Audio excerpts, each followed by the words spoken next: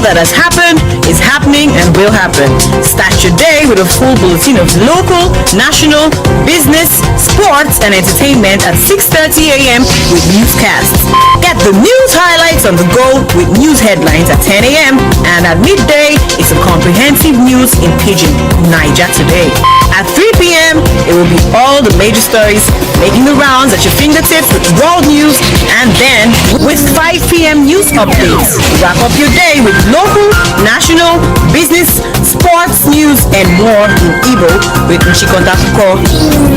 The news, all day, every day, only on 107.3 Darling FM, the People's Radio. The People's Radio. World News on Darling FM 107.3.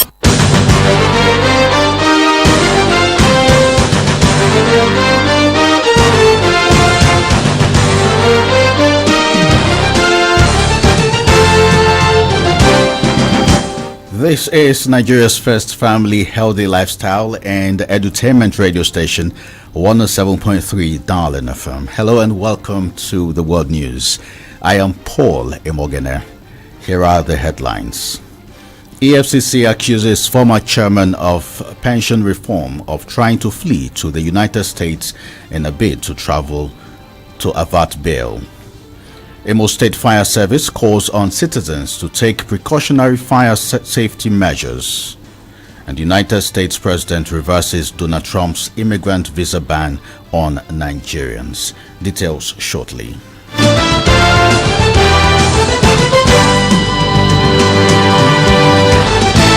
Economic and Financial Crimes Commission says the former chairman of the Pension Reform Task Team, Abdul Rashid Maina's bail request is to evade arrest and flee to the United States of America.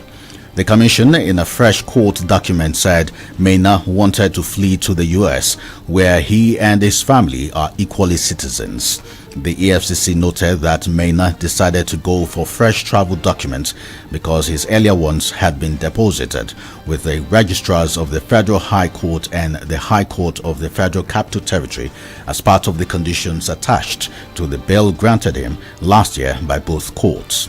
The commission, which filed the document in opposition by Maina, cautioned the court against admitting him to bail again in view of his antecedents. The EFCC faulted Maina's claim of deteriorating health and on which he hinged his fresh bail application. Recall that the former Pension Reform Task Team chairman is being tried on money laundering before a federal high court in Abuja and was later found by the court to have jumped bail and fled to Niger Republic. Federal government says N-Power beneficiaries who have concluded the 2-year job program will now be able to access permanent job opportunities or business prospects. This, the federal government says, is part of the newly activated N-Power exit strategy, adding that the initiative is for batches A and B of the N-Power program. Minister of Humanitarian Affairs, Disaster Management and Social Development, Sadiya Farouk, gave the update to newsmen during the 4th annual review of the homegrown school feeding program. She said plans have been concluded for the transition of the N-Power Batch A and B through the creation of the Nexus portal, which will allow those who choose to sign up to access other government empowerment opportunities. Imo State Fire Service has called on citizens to take precautionary fire safety measures during this period. Director of State Fire Service Controller General Japhet Okorafo made the call during the flagship program, The People's Voice. Japhet said that due to Harmattan, there can be high fire outbreaks, and it had become imperative for citizens to be more careful when handling anything fire-related. Using gas, make sure your lighting point is at hand before you on your gas. When you are leaving your office or you want to sleep, make sure all electrical gadgets are on off position. After clearing your bush, you want to go by burning. Create a demarcation so that it will not trespass to the other. When you are trying to burn, make sure you will not start it at the middle of the day, but late evening or late morning. He warned that all electrical appliances in offices, places of business, and even at home should be disconnected when not in use. Service numbers and our emergency number. Note 081 34757760. Another of our number is 090-801-38999. Immediately you dial 112. Anybody that receive it, get to the fire service immediately.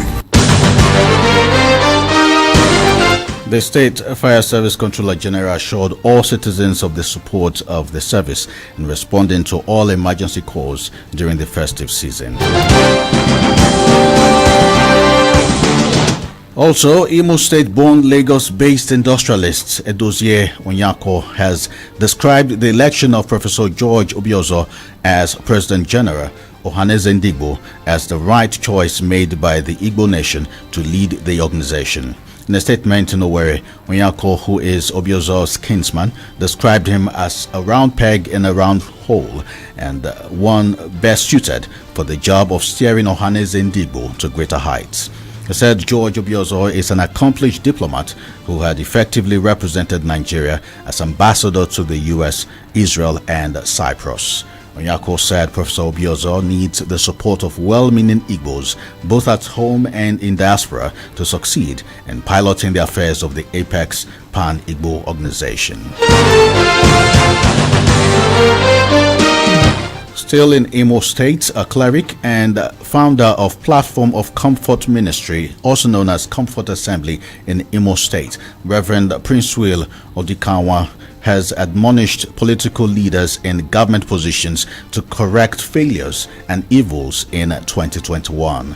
Reverend Odikawa, who gave the admonition during a chat in Owerri, said the leaders have not shown true love and concern to the people who elected them into power. According to him, the leaders at local government areas, state and federal levels have failed to live up to expectations.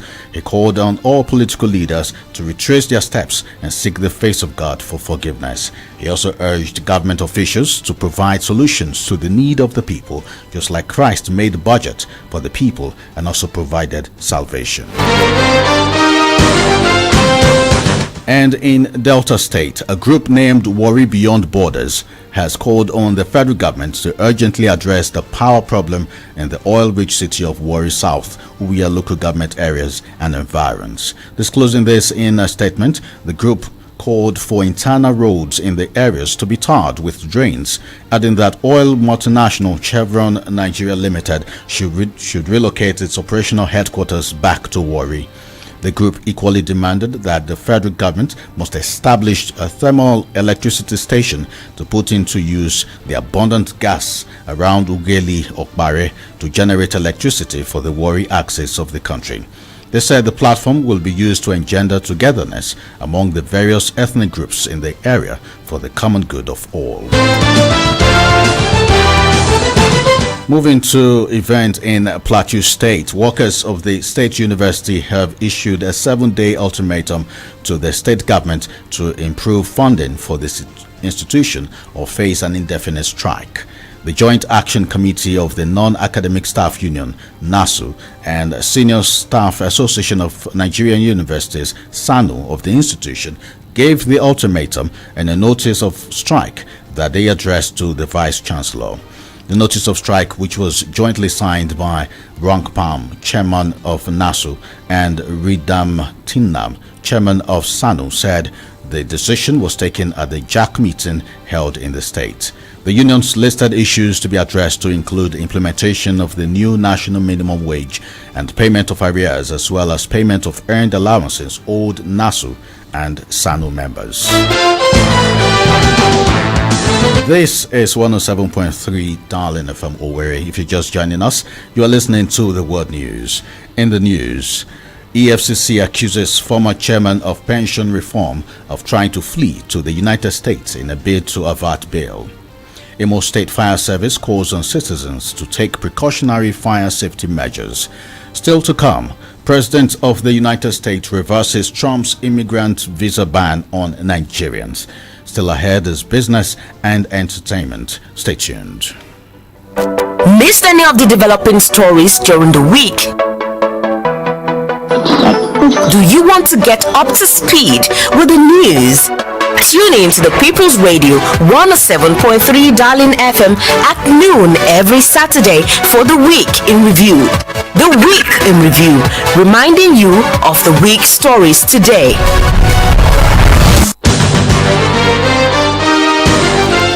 Welcome back to the World News on 107.3 Darling FM. Now to the foreign scene.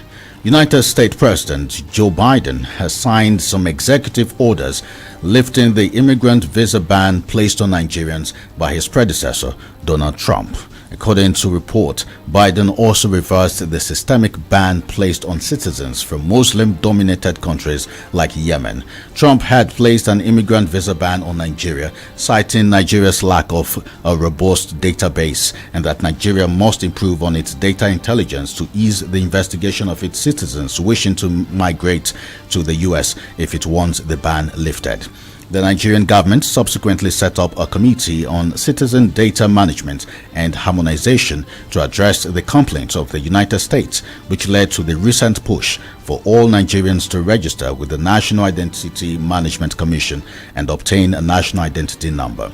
The action also orders reviews of other extreme vetting practices used by the Trump administration while directing the U.S. to improve information sharing with foreign governments to bolster screening of travelers. Nigeria has emerged as the fourth biggest supplier of crude oil to India in December, pushing the United States down to the sixth position just after Brazil. Report revealed that India's crude oil import in December soared to the highest levels in nearly 3 years to more than 5 million barrels per day as its refiners cranked up output to meet a rebound in fuel demand, data from trade sources showed. India's year-end rush for crude oil supplies coincided with stronger demand from North Asia buyers during winter, boosting prices and accelerating the stocking of floating storage globally.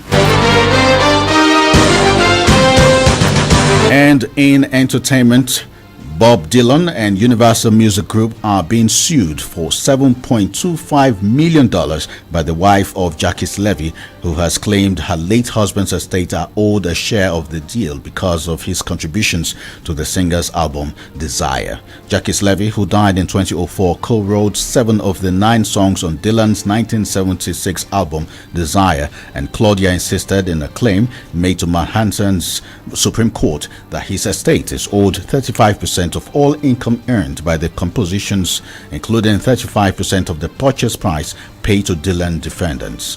But the lawyer acting on behalf of the Blown in the Wind singer insisted there was no money owed to the estate. And that ends the world news as produced by Uchoma Sophia Afolabi. You can reach our news desk for coverage and eyewitness report on 0818-732-5104 or send an email to darlingfmnews@gmail.com.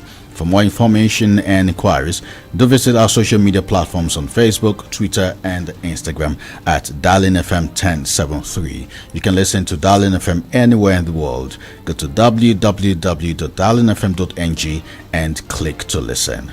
I am Paul Emoghene. Thanks for listening. Good afternoon.